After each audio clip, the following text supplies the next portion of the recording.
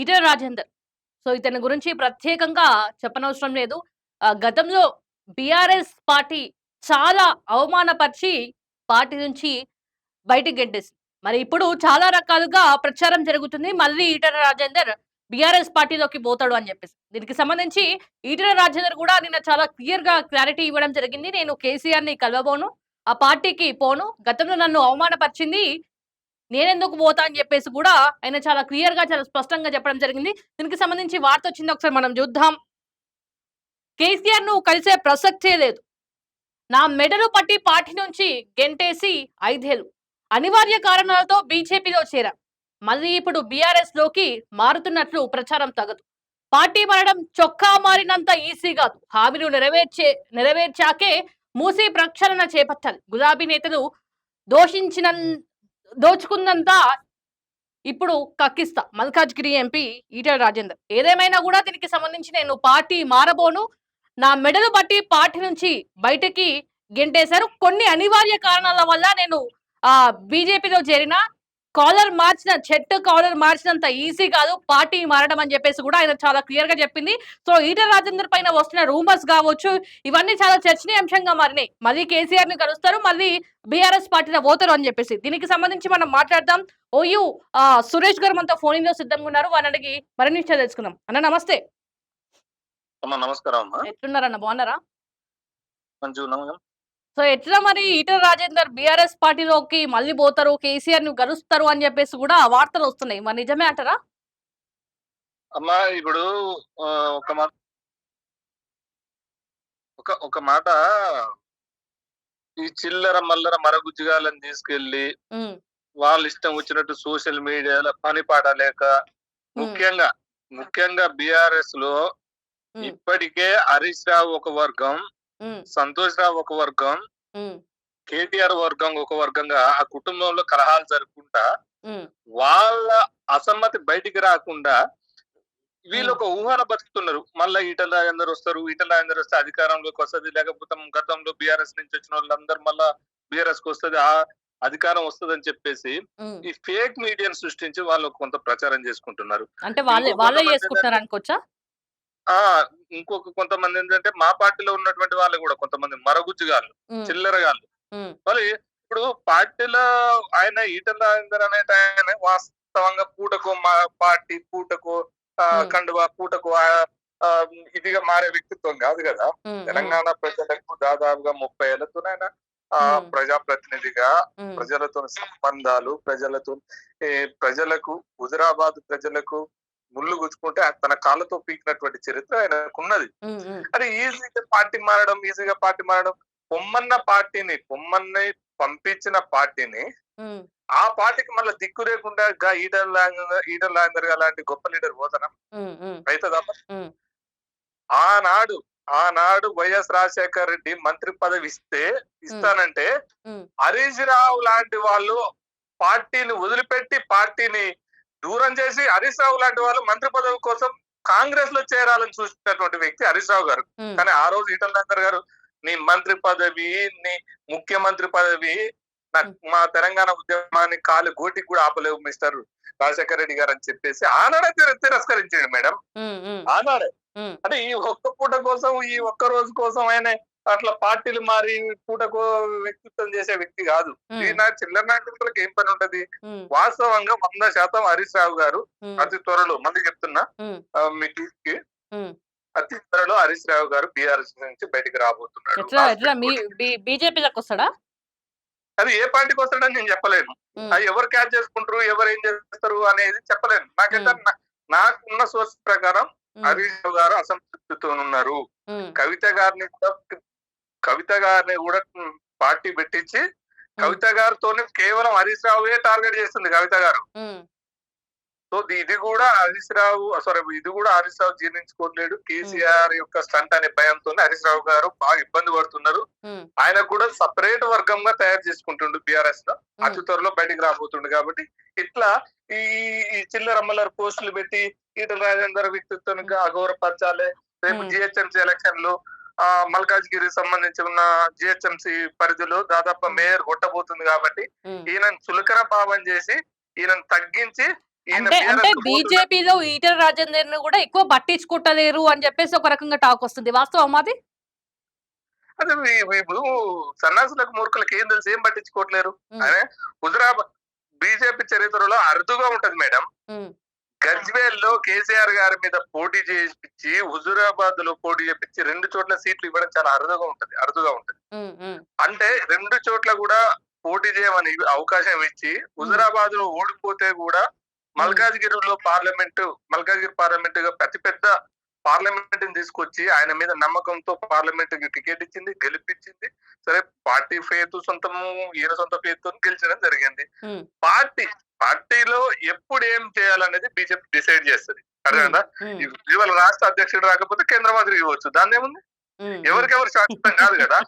ఉందా? నమ్మకం ఉందా? ఎందుకుండదు? హ్మ్. 100% ఒక హ్మ్. ఒక ఒక ఒక పార్టీలో అంటే రాష్ట్రంలోనే సరిగ్గా దేకట్లేదు. కేంద్రంలో దేకుతారా అనేసి అని అంటారు మరి. దేకడం ఏముంది చెప్పండి మేడం. ఆయన హ్మ్. Senior leader. హ్మ్. ఆయన దేకడం ఏముంటది చెప్పండి. హ్మ్. ఆయన ఒక గొప్ప అంటే లీడర్. ఆయన దేకడు. ఈటెల రాజేందర్ గూడా కొంచెం పార్టీ పరంగా అసంతృప్తిగానే ఉన్నట్టయితే తెలుస్తుంది అంటుర్రు. ఒక ఒక ఒక మాట కాదమ్మా. హ్మ్. మీకు ఎంతమందమ్మా? మీరెంతమంది అన్నదమ్ములు? నేను, తమ్ముడు. మా తమ్ముడికి నీకు గొడవ లేకుండా, మనస్పర్ధలు లేకుండా బతుకుతుర్రా మీ ఇంట్లో? హ్మ్. బతుకుతున్నారా? మీ లేదు. ఇంట్లో నాన్నకో, అమ్మకో మీకు కొంచెం మనస్పర్ధలు లేకుండానే ఉంటరా? లేదు. ఒక కుటుంబం, ఒక హ్మ్. కుటుంబం అన్నప్పుడు కామన్ ఉంటదది. ఒక హ్మ్. కుటుంబం ఇది నేషనల్ పార్టీలు ఏందంటే ఫ్రీడమ్ ఎక్కువుంటది నేషనల్ పార్టీలో. ఓకే. ఈ హ్మ్. ప్రాంతీయ పార్టీలు ఏంటంటే ఒకరే భజన జేసుకోవాలి, ఒకరినే కాలు మొక్కాలి, ఒకరితోనే ఇది జేయాలి. కానీ అంటే నేషనల్ అంటే పార్టీ చిన్న చిన్న గొడవలు అయితున్నాయి అంటున్నారు మీరు. మనస్పర్ధలొస్తున్నాయి అంటారు.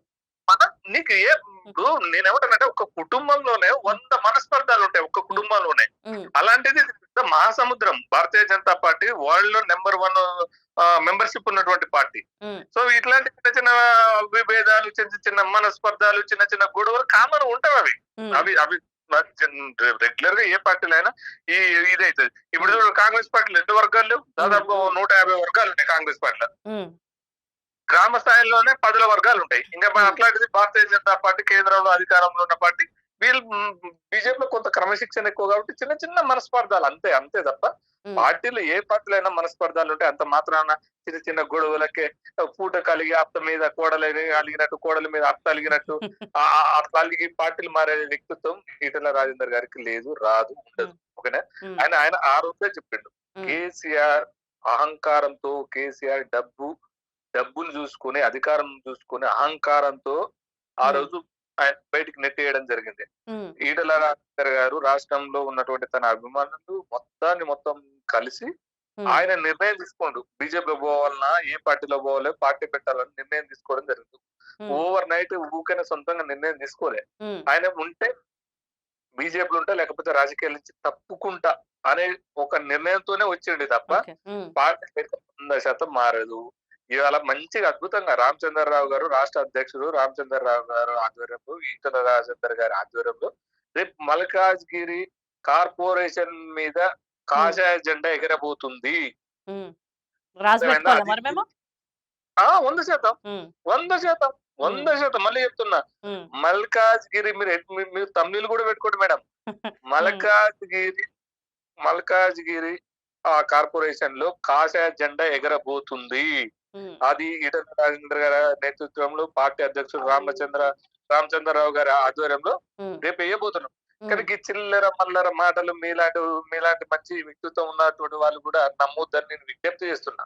చాలా హ్మ్. మంది యూట్యూబ్ ఛానల్‌లో కొంచెం వ్యూస్ కోసం కొంచెం కొంచెం వ్యూస్ పోవాలి, కామెంట్స్ రావాలని చెప్పేసి ఫేమ్ హ్మ్. కావాలని కొంతమంది హ్మ్. అది ముఖ్యంగా మీలాంటి వాళ్ళు అలాంటి చిల్లర రాతలు రాయరు గానీ బీఆర్ఎస్ లీడర్లు అయితే వాళ్ళకొక ఆనందం అయిపోయింది. దానికి తోడు హ్మ్. మేము చెప్పినాం కదా! మా పార్టీలో ఉన్నటువంటి కొంత చిల్లర మల్లరగాళ్ళు పెట్టి హ్మ్. మరుగుజ్జుగాళ్ళు ఇట్లా ప్రచారం చేస్తూనే ఉంటారు కామన్‌గా. హ్మ్. హ్మ్. పడని వాళ్ళు గిట్లనే ప్రచారం చేస్తారు గానీ మీలాంటి వాళ్ళు జర గౌరవంగా నమ్మకుండా ఇలాంటి ఈటల రాజేందర్ గారి మీద తప్పుడు రాతలు రాయకుండా ఉండాలని నేను మనస్ఫూర్తిగా కోరుతున్నాను.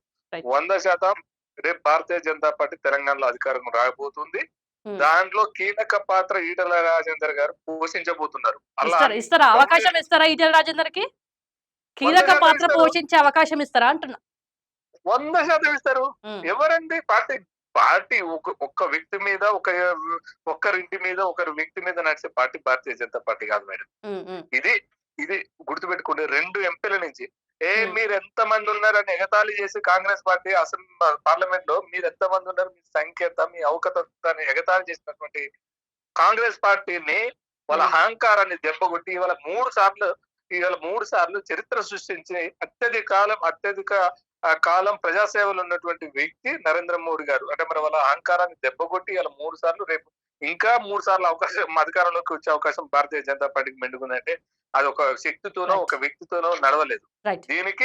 దీనికి సమూలంగా పార్టీలో ఉన్నటువంటి లీడర్లు, పార్టీలో ఉన్నటువంటి కార్యకర్తలు సమూలంగా కృషి చేస్తే రేపు 100కి 100% ఈటల రాజేందర్ గారు కీలకంగానే ఉంటారు.